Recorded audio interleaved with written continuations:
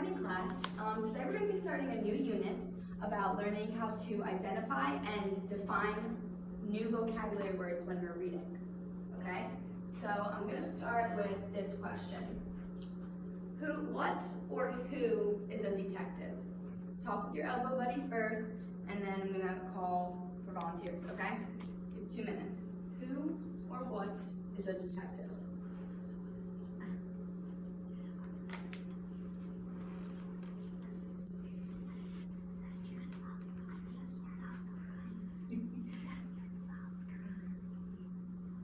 Okay, time's up.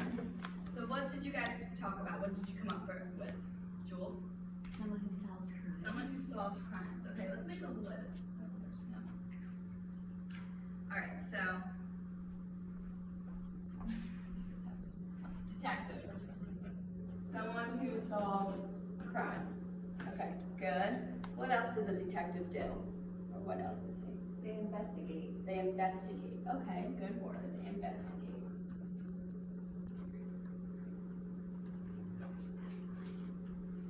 Okay, so the definition of detective is a person who investigates and solves crimes. So perfect, just like what you guys said.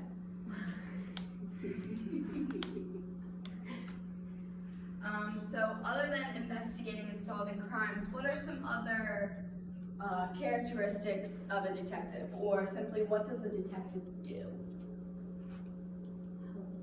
He helps people. How does he solve crimes? What does he need in order to solve a crime? Clues, great word. Okay, right? So he looks for clues. Okay. What else do you think a detective does?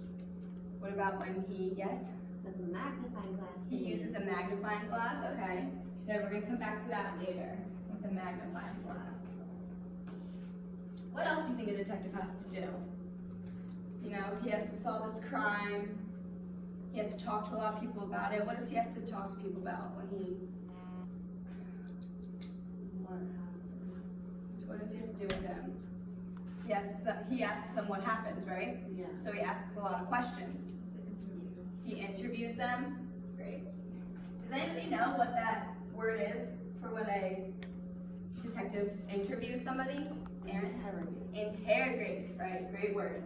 So far we have some characteristics is that they solve crimes, they investigate, they ask questions, and they look for clues, right? Okay, good job. Keep those in mind. So today, we are all going to become little detectives as we read our short story, The Secret Gardener.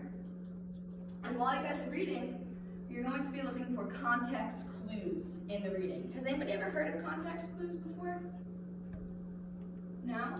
Okay, that's right, we're going to go over it. So, you're going to be using these context clues to help you define new vocabulary in the story, okay?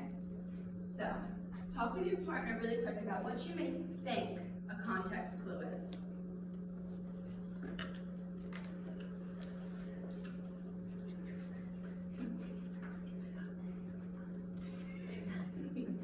Okay, what did you guys come up with? What do you think a context clue might be? Something that helps you understand. Something that helps you understand, right? Like, so something that helps you understand the text or the reading, right? Good job. What else?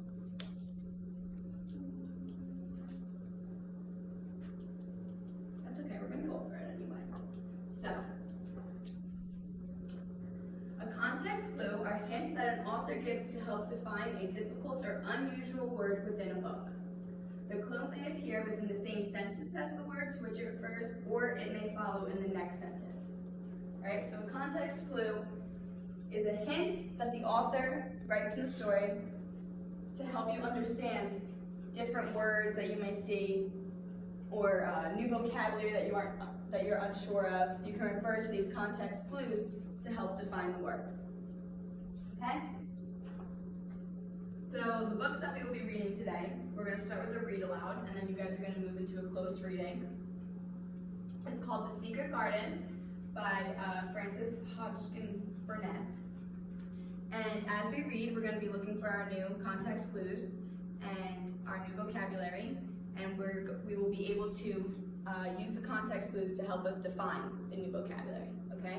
So I'm gonna read the first 5 pages on the reading rug, and then you guys are gonna move into your close reading with your reading partner, okay?